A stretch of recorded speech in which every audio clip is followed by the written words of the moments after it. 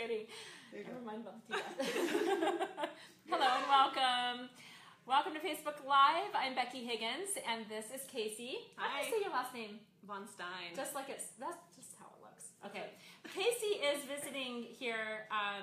We're in Arizona, and she's visiting, and we're going to be talking about taking fabulous pictures of your kids, and she's going to share some tips with us here in a few minutes about how to go about doing that, some very specific things that we can follow. I can't wait to learn as well. But let's talk about you for a minute so that they can get to know you. I know Casey as Miss Freddie on Instagram and your website and all of that. So maybe share with everyone your background and how you have that online presence because of what? Like, where does all this come from?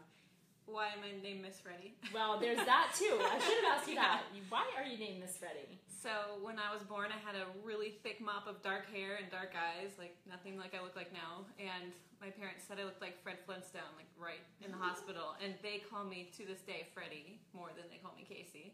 So you grew up with that nickname? That's my name. Yeah. And then I added the Miss because Freddie's a guy's name, and I'm not, so I didn't want it to be confusing. So I made it Miss Freddie. Yeah, I used to be really embarrassed about the nickname. Like, I didn't tell any of my friends. Nobody knew. And then I was looking for a way to brand, and that was like something memorable. And it sounded. Cool. I was becoming a kids photographer, so I wanted something that sounded easy for kids to say, and so they love it. Yeah, Miss Freddie. So they call you Miss Freddie. Yeah. So it's not just your brand name, but like that is like people call you that. Yeah.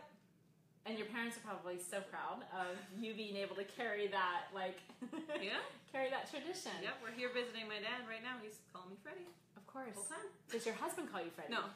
Do your kids call you that? No. Okay. No, just my parents. And now everybody. And now everybody. What should I call you? You can call me Casey. Okay, so that's my name. That would be more of, Yeah. That's so fun, though. And, you know, there are people who are watching who do have small businesses as well and who have thought about branding and naming and logo design, all those details. So it's kind of actually fun to hear about, like, the story behind that. Where it came from. Yeah, that's really cool. So you live in? Golden, Colorado. Yep, but not for a long time, right? No, we just moved there over Labor Day, so 6 months now it's been. Yep. And where did you live before that? Seattle. Okay. Love Seattle. And is that home? Yes, another Washington girl? No, for sure. I'm from Wisconsin. I grew up in Green Bay. So we ended up in Seattle, totally different change, but I fell in love with it there instantly. And we're in Colorado now to stay. That's cool. Near family. We've got 2 little kids, and we wanted to be close to family as we raised them. So that makes sense. So we're there to stay now. That's awesome. Yeah. And you're not a Washington girl. You're an Oregon girl. Portland. When I said that, I'm like, you're not Washington. But you love Seattle. Yeah. Molly's here, by the way. So show your pretty little face. Well, it's a great angle. It's a great angle. Hi, guys. Molly's here because she's going to be watching for your questions and comments. So we're going to be talking and going through some ideas and thoughts and tips and insights, and a lot of that coming from Casey, but we want you to. Who's here? A girl named Amber from Beaverton, Oregon, which is where I'm actually from. Wow. Oh. Hi, Amber. Hi, Amber from Molly. But Katie says hi to Casey. Katie DeBias.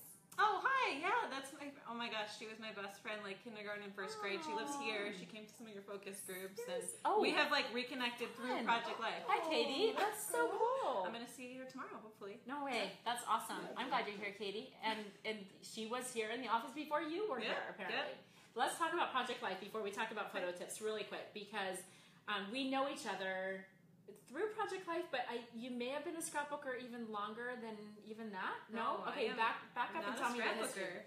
No, okay, of course you're not. Never was a scrapbooker, but I love Project Life. A coworker of mine back 7 years ago told me about Project Life in the physical form, and I wasn't into physical printing, scrapbooking. I didn't have any of those habits, so I found the digital form back when you guys had like a interface that was way less cool than the app is now. It was like online, and I dropped my photos into it and I printed my book, and I didn't have kids. I was working full time. My life was like not very interesting when I look back at those books, but I really enjoy going back to read those memories and pictures of my dog, and I got into it right away. So you actually started with a digital format. Digital format, and then online. And so pause. But it wasn't Photoshop. No. I forget what it was. Oh, it wasn't? It was like Ziblio or something. Ziblio. Okay, so Ziblio was a company that we used to be affiliated with that actually, now I know it. Because I'm like, I'm like, digital still totally is cool. No, it was whatever. But it was didn't have different. any It was different. We flexibility. were affiliated with a company called Ziblio, and they helped us make photo books long before we had an app. Like you said, and they are since no longer. And so that went away. But there for a little bit, that's so I transitioned from that to Photoshop, doing the digital version, and did my baby books for both my kids. I did. 2011 was the first book, so however many years that's been. And then 6. When you guys beta tested the app was when I jumped on that.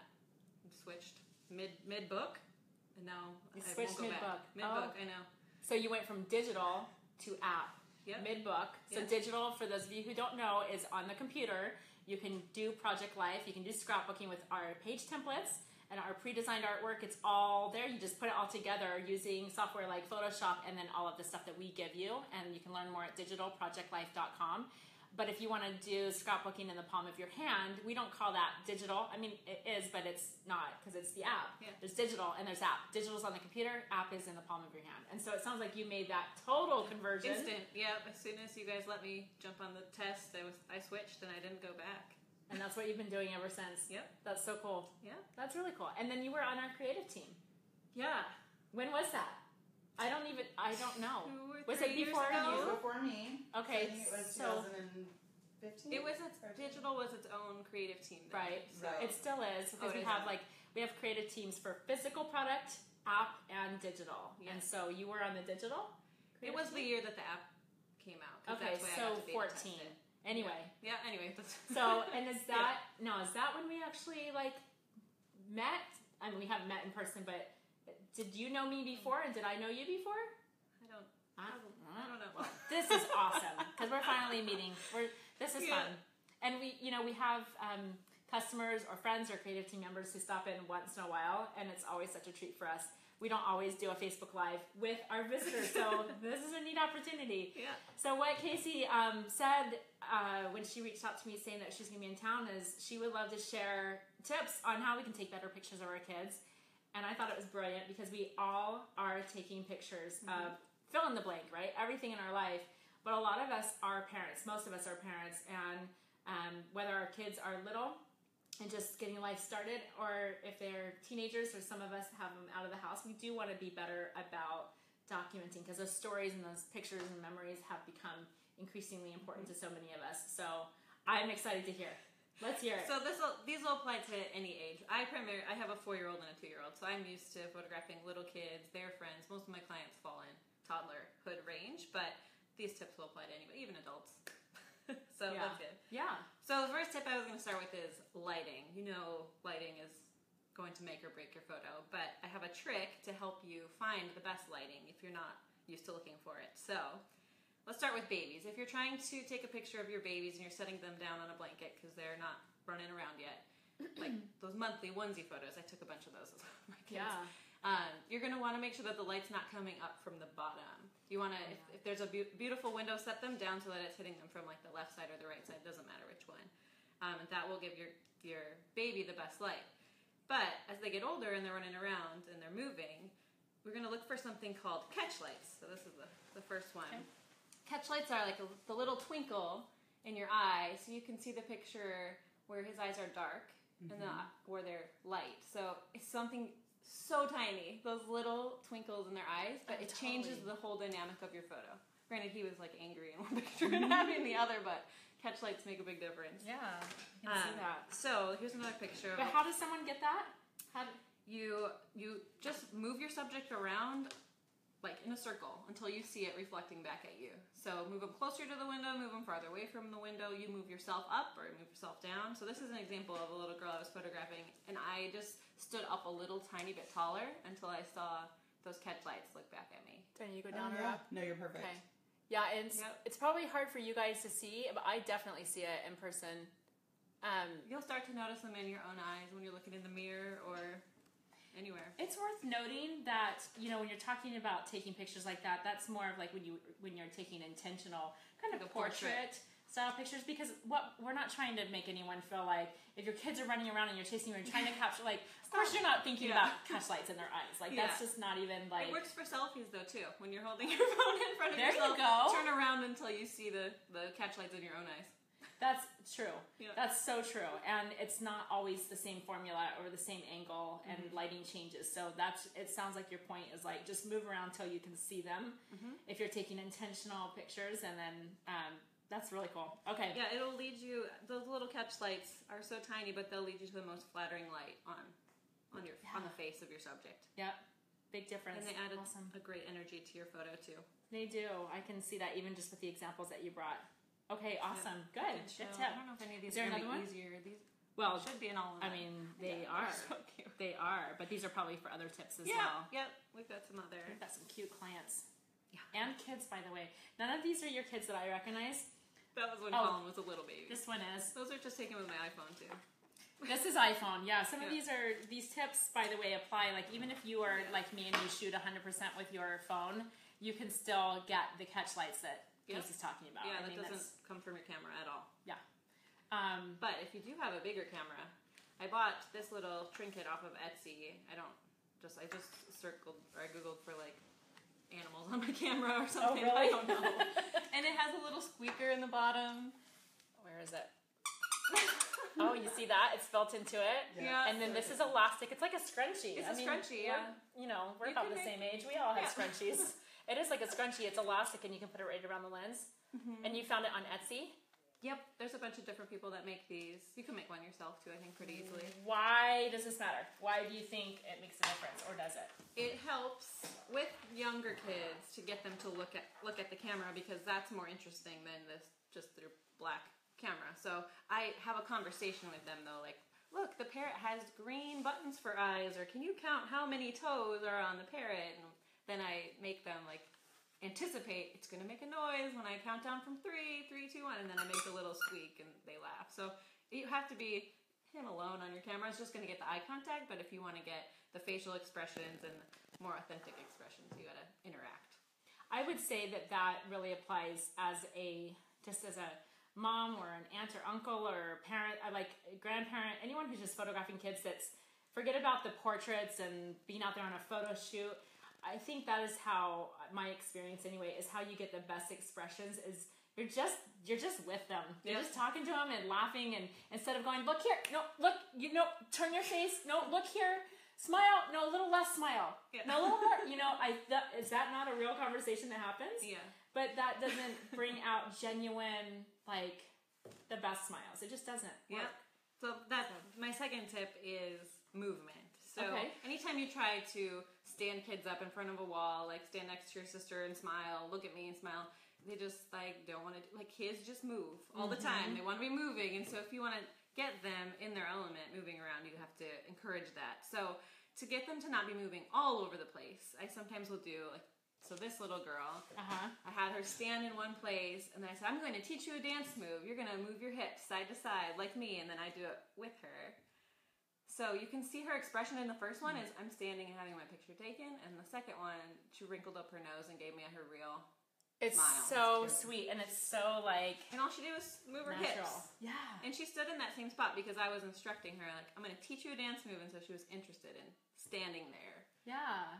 And then this is another example. This little boy, I think he was 3, and 3-year-olds, they don't like having their picture taken. So I said, why don't you twirl the umbrella?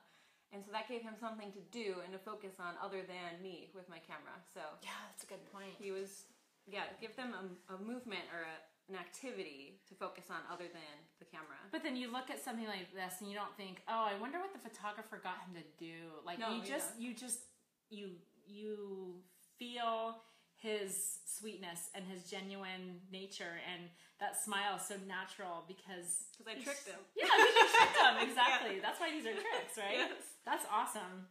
Yeah. Okay, cool. Another thing I usually do at the start with younger kids is I have them like line up and do a race, so they kind of know, okay, we're gonna have fun today instead of having a picture taken. But that would apply for portraits more. But I'll have them stand up, hold hands, like hold your sister's hand, you're gonna race, and then they run towards me or when run you towards get that the camera. movement, but they're like hand in hand at the same time. And then you can use on your iPhone, you can use your burst mode so that you can filter after the fact. You can filter through the best expression or Just in case you don't know what the burst mode is, there's always people who are still using their phone. I mean, here at the office, we're like constantly teaching each other tricks on our phones that we can't believe the other person didn't know before or whatever. But I know, it's mind blowing. But burst mode is when you go to take the picture and you tap on that. We'll call it the shutter, even though it's a digital shutter, but that button, just hold it down and it literally goes like it takes so many pictures in a second. It's crazy. And I don't know which phones don't do that and which ones have the latest version of the whatever. Just try it on your phone, whatever you have, and see if it works for you. But that single-handedly... It is my 4-year-old's favorite function. He sits there and goes, Mom, I took 78 pictures. I'm sure you're like... Of the wall. I know.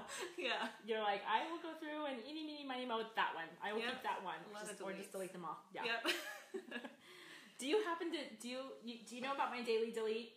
So I live by the daily delete. Okay. When you put the words to it, though, in your blog post, I was like, oh my gosh, that's what I do, daily awesome. delete. Let's talk about that for just a second. Yeah. So, because I've been doing that for a long time, but I didn't realize I wasn't talking about it. And so when I included that in my blog post, if you haven't read it, just go BeckyHiggins.com on the blog and search resolutions. And I talk about like what I'm really being more intentional about as a memory keeper and as a documenter. And I talk about daily delete, and I literally, like, I don't skip a day of this. In fact, sometimes it doesn't make it until the nighttime because I like doing it so much.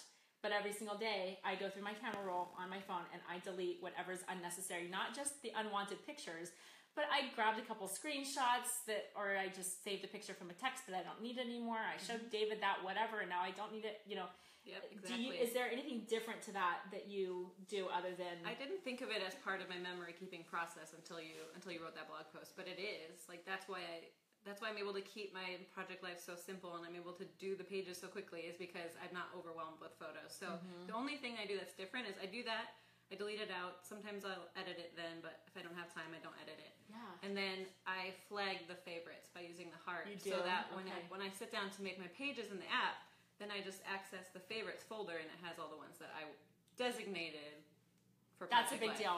I didn't know about a favorite. I totally know about party. Okay, forget about the photo tips, ladies and gentlemen. Hold on, hold the bus. Wait, I'm feeling super inspired. I know that you can favorite pictures. Yes. But this is making sense. Is it clicking for you, Molly? Yeah. What your phone does is it automatically makes a folder. Just like it has a folder automatically for selfies or for videos or for Instagram. You heart things and it creates a folder with the hearted or the favorited, so that when you go to make your Project Life page, I'm saying this whenever that is.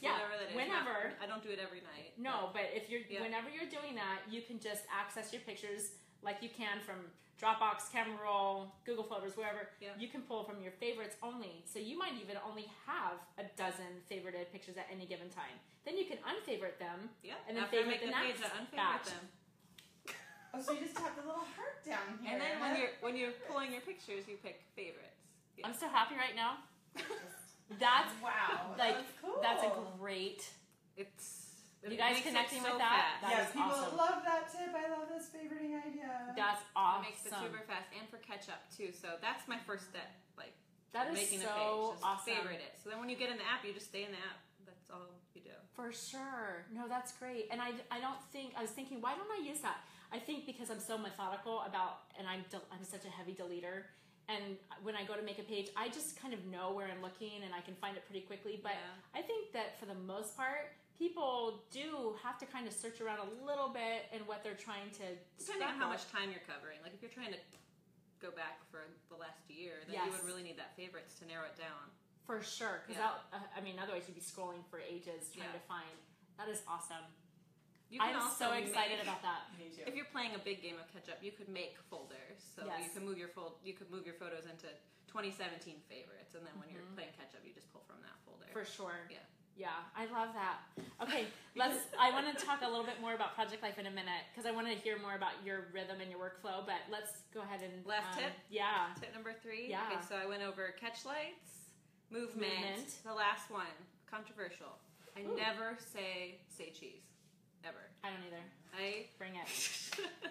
I hate the face that kids make when you say cheese, and they just like look at you like cheese, and it's a horrible expression because that's not what my kids look like. Can we talk about why it's controversial?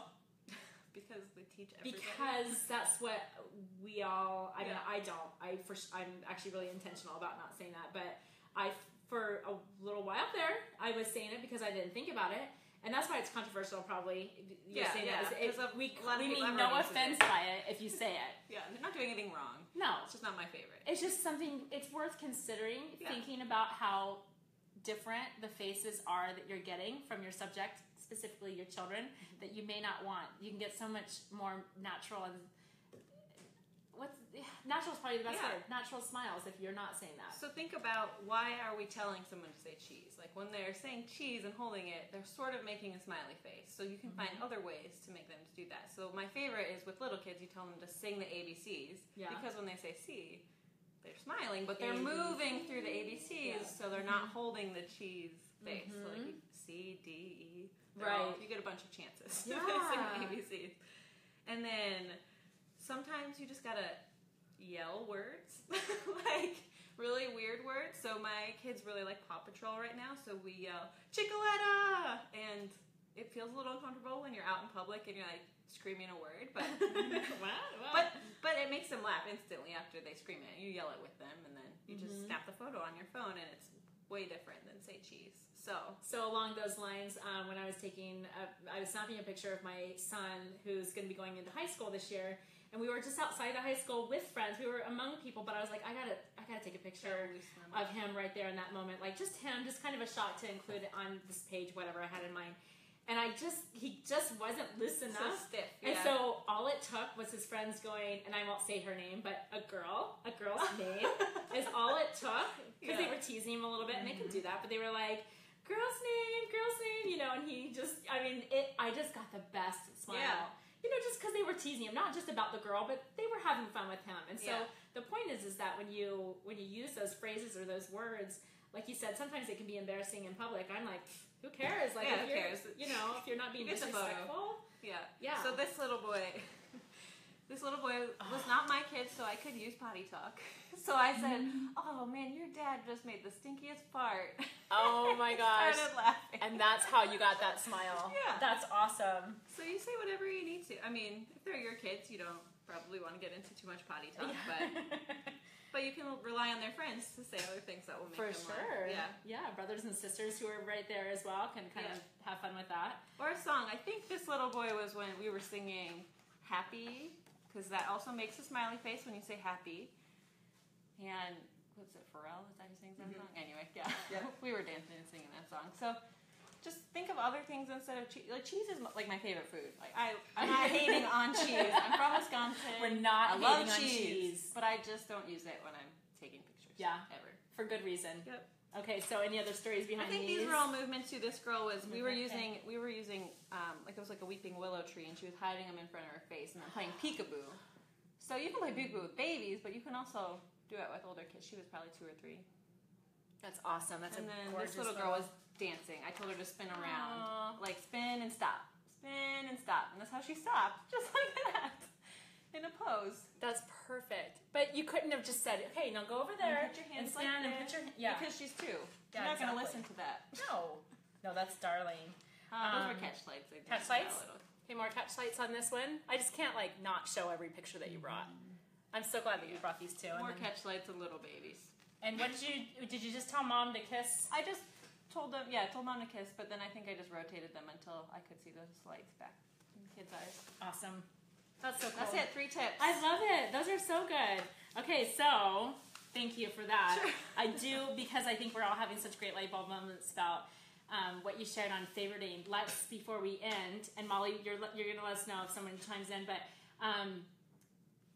with regards to your memory keeping, you're a photographer, and you're taking great pictures, but as far as real life, making sure that you have documentation of your family's stories, what does that look like for you? What is that workflow, and how do you keep up with it? Because you keep up.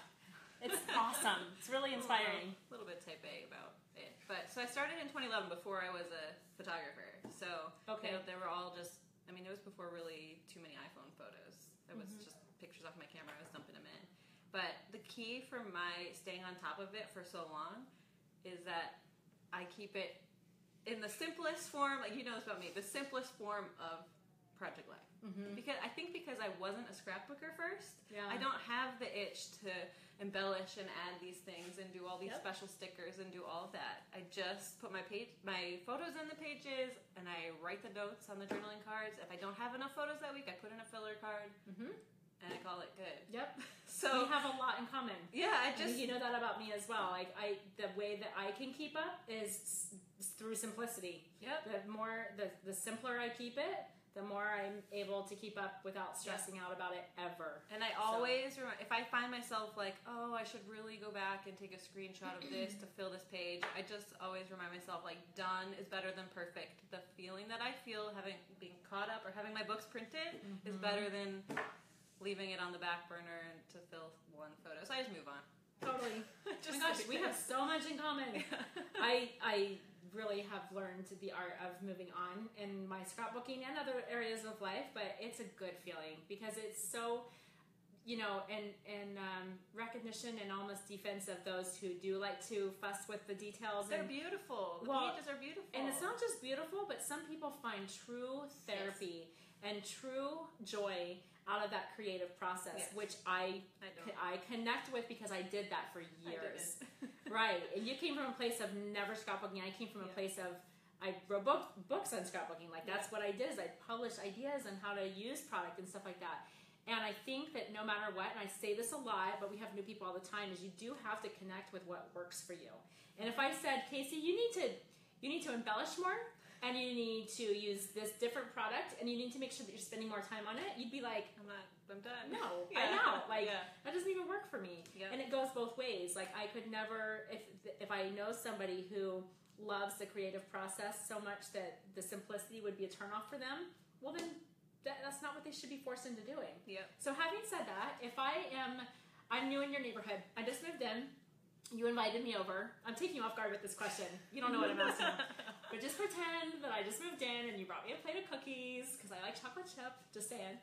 And I came over to your house and we came in and I was just chatting for a minute and I saw your scrapbooks. I saw Project Life. Which you would, because I keep them right in the middle of my living room. Do you? So that my kids will look through them, Good. I love that. Yep. Yeah, you're not the type of person that's keeping them up, tucked away in a closet. I wanted to because my son ripped one of the pages and I was like, this is the worst thing ever. But then I was like, it's fine. He's enjoying the book and that's why I made the book. And since I did it all in the app, I could order another book if I really got upset. Sure. But anyway, they're in the middle of my living room. Yeah, for sure. So I come over and we're new friends, so I don't know anything about you and I don't know the scrapbooking Project Life. What would you say to me as just a new friend that you don't know anything about? What would you say to me is the best way for me to get started in any of it? What advice would you give? So the reason I got started was because I felt a lot of guilt about all the pictures I was taking, and they were just sitting on my phone. Sometimes they'd get shared on Facebook. That was even before Instagram.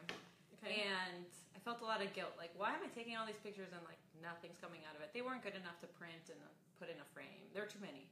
So I got into Project Life because they became stories then. I put them in the pages, I wrote the story that went with them, and they became these books, and I felt like the guilt's gone. I'm using my pictures. It's wonderful. So I would probably try to sell them with that. Like, what are you doing with your pictures? Why don't you try this? And then I would say, just make a page right now. Make a page on the app. That's a good point. Have them just do it on the spot instead of just talking about it. Just show how easy it is. Just do it, and if you like it, keep going. Now you know how easy it is. You can kind of make a plan in your mind of how you're going to get there and how often or whatever, how frequently you need to do it. But if you don't like it, then don't, because I feel like there's not enough time in the day. Our lives are too short to spend it on feeling guilty like you need to make all these books if it's not for you. But if it's for you, then keep going. Yeah. So, but how will you know ever if you don't at least try? Yeah. I feel like I share a lot of my pages, and I always see some of my friends commenting like, "Oh, I love that you do this. I want to do it too." And I'm like, "What? It's been like 6 years of me sharing these pages. Right. You've had a point in time during 6 years that you could try it. Right. So like, just sit down and do it right now. Try that one page, and if you like it, keep doing it. But if you don't, move on. You don't need to do Project Life books like I do. It's not for everybody. Right. And I should say it is for everybody, right? No, this is not for you. Okay. Of course it's not for everybody. They've heard that from me. Okay. I preach that. I really think for me it's so important that people just connect with whatever works for them. For some people it's going to be no scrapbooking of any kind that is, them doing anything, but there's great automated services out there like Chatbooks. Yes, my favorite. I love Chatbooks. It's awesome. Yep. It's totally not the solution for certain things. Yeah. Like my sharing recently with all of how I'm catching up with my kids' albums, that's nothing that any automated service could ever touch. I have to do that. I have to curate my kids' stuff and do something with it. And Project Life, the physical product, and then the app in combination is the perfect solution for that. Yep. But that's what works for me with that project. Switched. I use Chatbooks for my kids' artwork, so I That's take pictures awesome. of every project every day. I mean, my kid's in preschool, so I don't have the volume that you have, but I take the picture on the poster board, and then he has his own Instagram account just of artwork, and so then it comes as a Chatbook. That's so perfect. Yeah. And I've talked about Chatbooks before.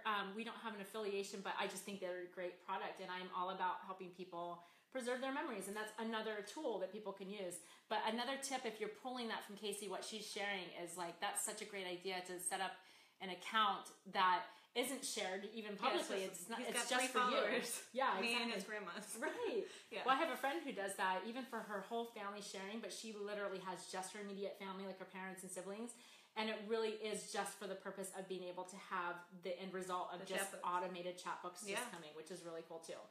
At the end of the day, I appreciate what you said, actually. I wanted to hear what your thoughts were on that because we all have friends who have never done anything, and we're all going to get asked. And so I think it's really good to think about how would we advise somebody, the next person that asks us, how do I even get started? What would you say to them? And make sure that they understand that it's not,